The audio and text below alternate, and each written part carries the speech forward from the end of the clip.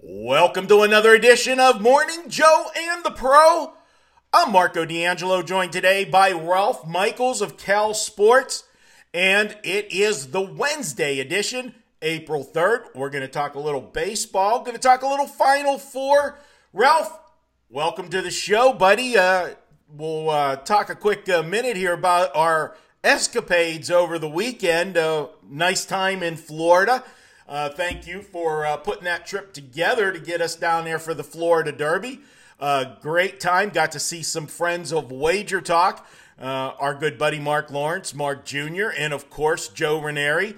A lot of the WagerTalk guys, especially you, do his show all the time. Tell our viewers about the weekend and what a seasoned pro you are. I got to see you firsthand in action for a 3-day period. On the drinking end, you are a legend, my man. Oh, the drinking end was casual, but that's what weekends are about: seeing a nice event, seeing old friends, seeing new friends, and even making new friends when we went visiting other people in suites that we weren't supposed to be in. So, all those things happen, and hey, that's what a trip's about. Unfortunately for me, I donated a very good chunk of my capital to the Florida Racing Association and all those associated with that. Well, I was okay until the Florida Derby. I was up heading into the last race, and I dumped some in the Florida Derby. But later today, we'll be in studio doing videos. Everybody there doing the Final Four videos and some 101 videos where we're going to talk about a lot of people sending questions for us, and we're going to answer those. And I'm actually doing a video with Kelly today, Ralph, about the road to the Kentucky Derby and what these prep races mean and what to take from them. I'm going to recap some of the big prep races, and I will be recapping the Florida Derby and talk about that race and what I took out of it moving towards my handicapping for the Kentucky Derby coming up in a month. But, Ralph, here it is. It's we're down to the Final Four. We got the NIT had their semifinals last night. There's one game tonight. Tonight's, is that the CBI or the CIT? I get them mixed up. Yeah, it's one of those C ones. Yeah. I think it's the CBI because I think on Monday when I did the show with Dave Koken, I said CBI stands for Can't Bet It for me. But I know you got to play tonight in that game. So we're not going to be breaking that one down. I'm going to tell our viewers, check you out tonight. You've been on a nice run. Tell them about that run and what you've got going tonight and where they can find that. Well, it's simple. I have one play. There's one game tonight, so it's not hard to figure which it is. And on a 15-3 run on college basketball plays that are rated 4%. So, I have a lot of volume, so I have 3, 4, and 5% plays. But lately, they've all been 4s with some 3s mixed in. So a great couple-week run, 15-3 on those 4% plays. Tonight's play is a 4% side play. Might as well go in that Final Four with a nice winner in college hoops for Thursday. All right, check that out. And yesterday I offered a deal here on there. I told everybody I was undefeated in baseball, Ralph. Well, no more. I had my first loss of the baseball season last night, so I know you were, waiting to see if I was going to be able to go the whole season undefeated or not, but, we got a loss. We're 75% on the season now, 3-1. But if I could hit 75% all season in baseball, well, I would be Vegas Dave. Why would you go against a pitcher that's going to hit a few home runs? Yeah, that wasn't real smart. Didn't think Zach Greinke was going to send the ball out of the yard twice. But, hey, what are we going to do? But that deal that we had yesterday, a really good deal, guys. We're still up 117% since May of 2017. Baseball's been my bread and butter, and if you want to take advantage of that deal, I know a lot of you did yesterday. Marco200 is the coupon code. Marco200. You can get $200 off my baseball season. All right, Ralph, let's dig into the baseball and Final Four. I know you brought some interesting stats for our viewers today in regards to some baseball situations. We'll do that first, and then we'll dive into the Final Four, get your take on what's coming up on Saturday. tell us about those baseball angles you found. And I know you're a big TNA guy. I saw that at the Florida Derby, but today's TNA is Trends and Angles, unfortunately, as this is a PG show. Tell us about your TNA today, buddy. Is it PJ just because Prez isn't on it? Yeah, of course, because, Prez, usually is talking about something him and his girlfriend did last night or this or that. I keep the show clean. I keep it professional. You know how it is. You know what? What happens in Vegas stays in Vegas, Ralph. Yeah, well, baseball's something that I don't jump in right to the beginning. I don't pretend to know all the players. I don't do a lot of prep work. I'm working on college basketball preseason when baseball's going on. But now that basketball's winding down, I look for spots in baseball that I like playing, and I've had good success doing that. I mean, last year was one of my best baseball seasons. I think I only had 70 plays the entire year, but a very nice percentage and a very nice profit. And these are just two simple baseball things that people can follow by just checking out the scores each day. And they've had some success. They are, in fact, both totals.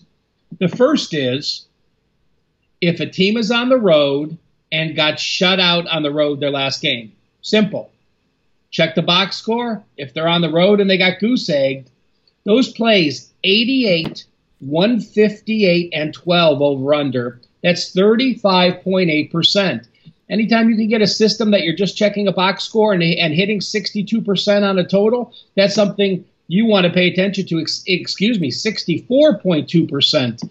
And there's actually 3 games tonight. It's 0-8 this year. It's 8-0 to the under, or 0-8 over-under this year. 3 teams got shut out. We are recording this Wednesday, April the 3rd. Those teams that got shut out, Boston, the Cubs, and Colorado. Again, I'm not saying blindly play those teams all under unless you're going to follow that system. But again, pay attention to those. And on the flip side, no games active tonight, but it's simply this. You are on the road today, and you scored 10 or more runs your last 2 games.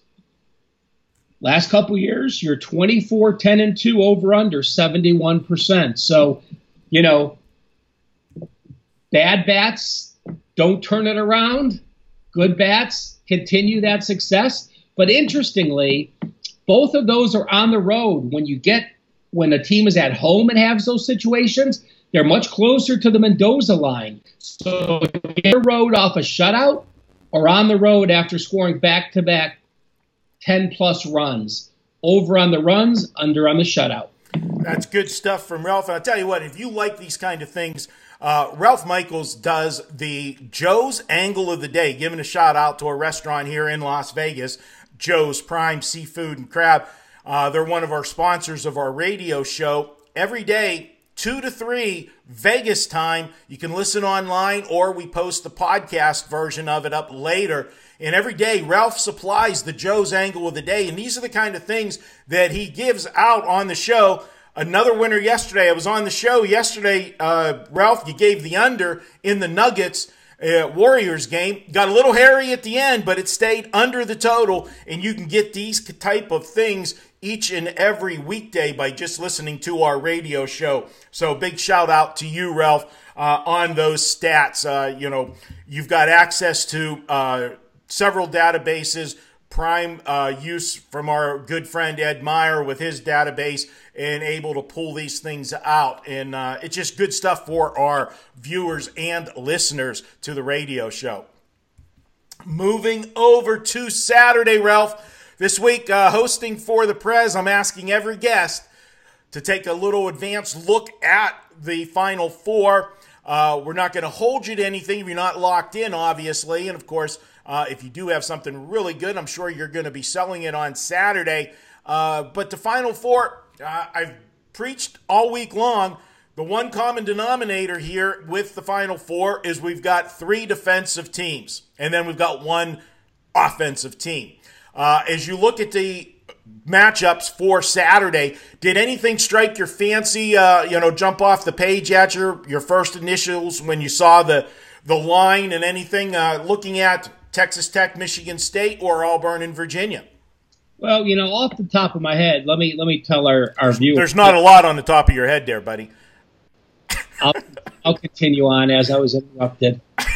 When you look for the national champion, I mean, in the last, I think, 12 years, all but Connecticut, when Connecticut won their championships, each were in the Ken Palm top 15, both offense and defense. That would be Michigan State and Virginia. Now, I'm not going to base a play on that, but it shows you that the teams that have cut down the nets have been balanced and been an elite team on both sides of the ball. I look at Michigan State and Texas Tech, and Michigan State has impressed me for this reasons. They've played games that most teams would lose, and they've still won and they still covered. They had 22 turnovers against Minnesota, yet they won by 20. They had 6 free throws against Duke. Yes, they beat that, and they still beat that team. And from our good friend Mark Lawrence, couple notes from Texas Tech. In the Final Four, teams are 0-9 ATS if they lost in the first round of their conference tournament. Do teams take that conference tournament for granted? Some do, some don't. I don't think Texas Tech did. I just think they had a very bad game. But those teams I have done poorly in the Final Four. Is there translation? I'm not sure, but it sure is interesting to know that they're 0-9. And also in the Final Four, teams that are in the Final Four off an upset of the number 1 team and now facing a top 3 seed like they are in Michigan State, only 8-17 against the spread, against another negative.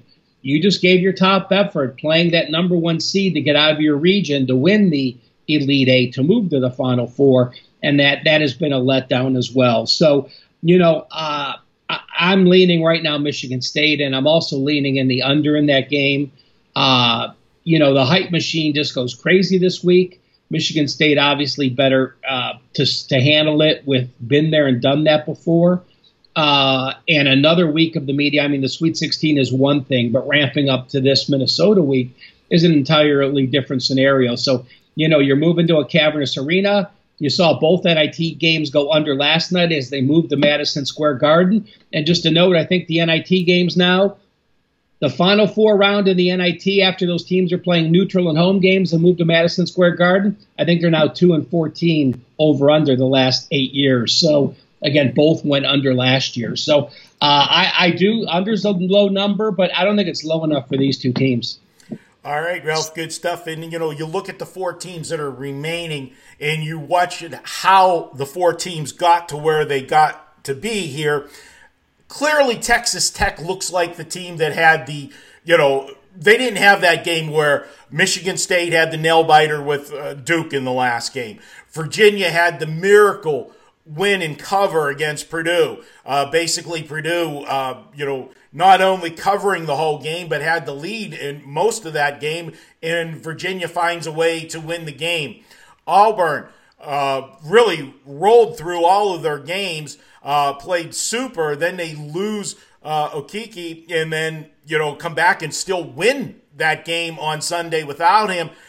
So definitely you look at Texas Tech, they didn't have that one game where you said, oh man, they're lucky to have moved on. They have been the most consistent getting to the Final Four. Will that translate to a win? We'll see on Saturday. I'll have my opinion on that today whenever we break down in the videos. So be sure to tune in to WagerTalk TV.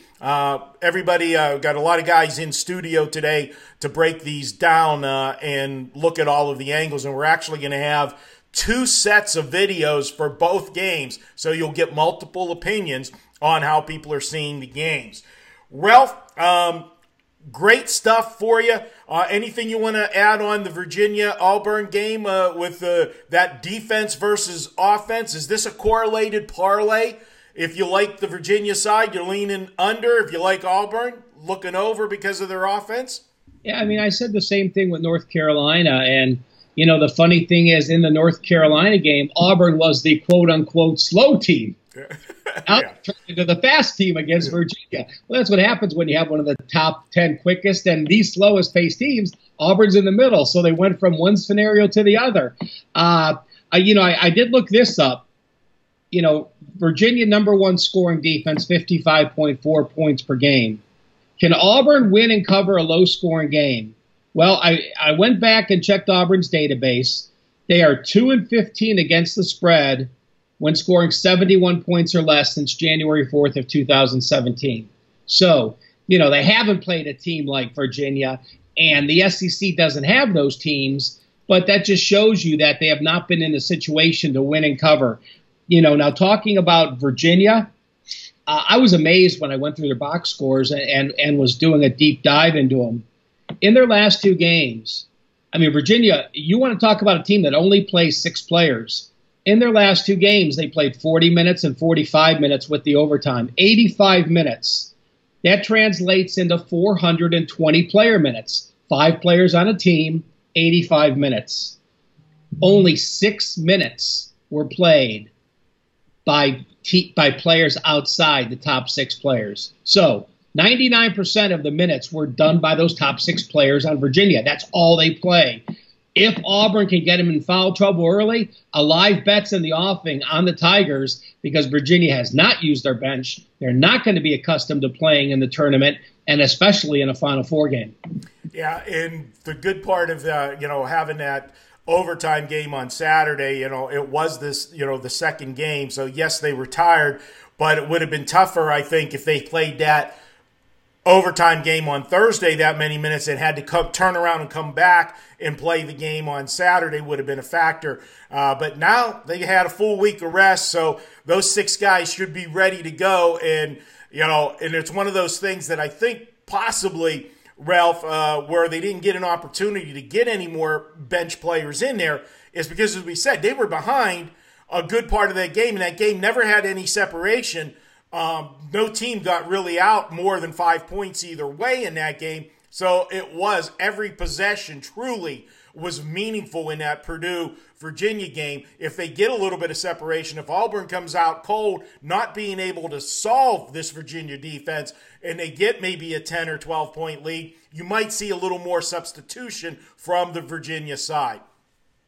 Absolutely. It's both games are going to be great. I like the contrast in style, but I've also liked some of these brutally low-scoring games. You're old school. You like defense. You got to remember that we've seen so much scoring that if you see a total, and I make the total lower in the Michigan State Texas Tech game because you have public money here. This is unlike any other event besides the Super Bowl where you have so much public money that Vegas's job isn't to put a line out where it should be. If this game were mid-season, I think this line would be 7 or 8 points lower.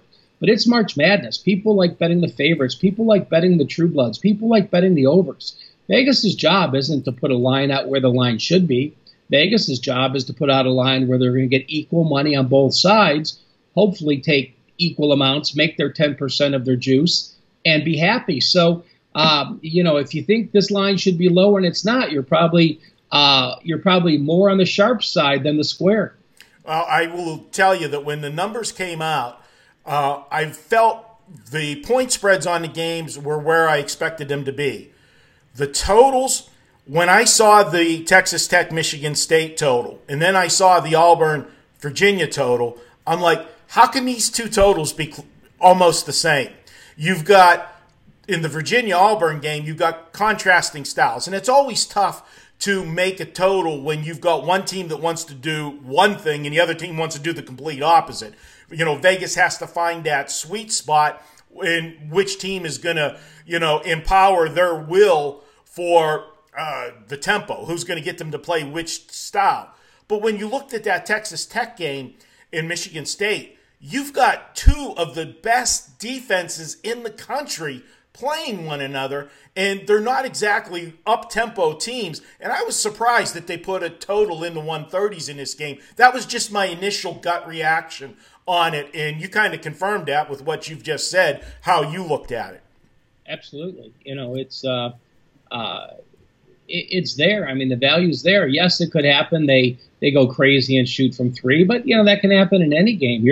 You're playing the game out in your head, and if you watch Texas Tech, if you watch that Texas Tech Michigan and what Texas Tech did the Zags and Buffalo. I mean, Buffalo had an offense that people will say, oh, they were the MAC, holding them to nothing. But, I mean, they have NBA players on that team that are going to be scoring in the NBA. So hats off to them. There's something to remember when you're the number one defense like Texas Tech is. You know, it's quantifiable between 2 and 3. You know what the difference is. It's quantifiable between 3 and 4. You know what the difference is. But if you're number one, you actually could be so good that you would be -5. You might be a couple spots better, but because you're number one, there's a cap to where you can go. It's like being last. If there were more teams, you might be 10 more down. But if you're last or first, you can actually be much higher than that ranking says you are. Yeah, there's no ceiling to compare to and no, floor to compare to on the other side.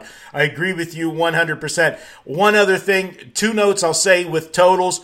In the first game, the final 4 games on Saturday, be first time in the arena. Yeah, they're going to be, practicing all week and everything.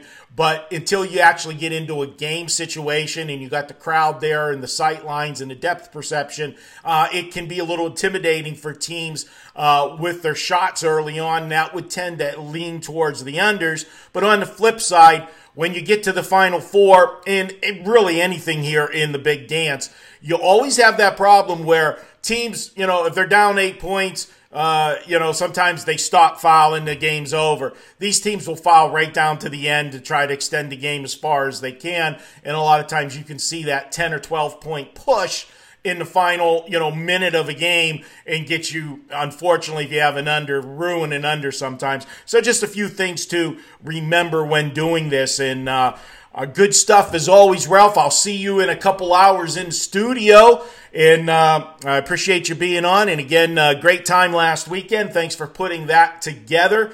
And we'll have another Morning Joe in the Pro recap. Ralph's got a big play tonight, a 4% play in the college basketball game. Check that out between South Florida and DePaul. You can get Ralph's play. Baseball for me, you want to jump on board? Marco, 200. You can save $200 on my full season package of baseball. I'll be back tomorrow. Tony Finn will be our guest tomorrow. And here on Morning Joe and the Pro. Talk to you guys tomorrow. Good luck today. Cash some tickets.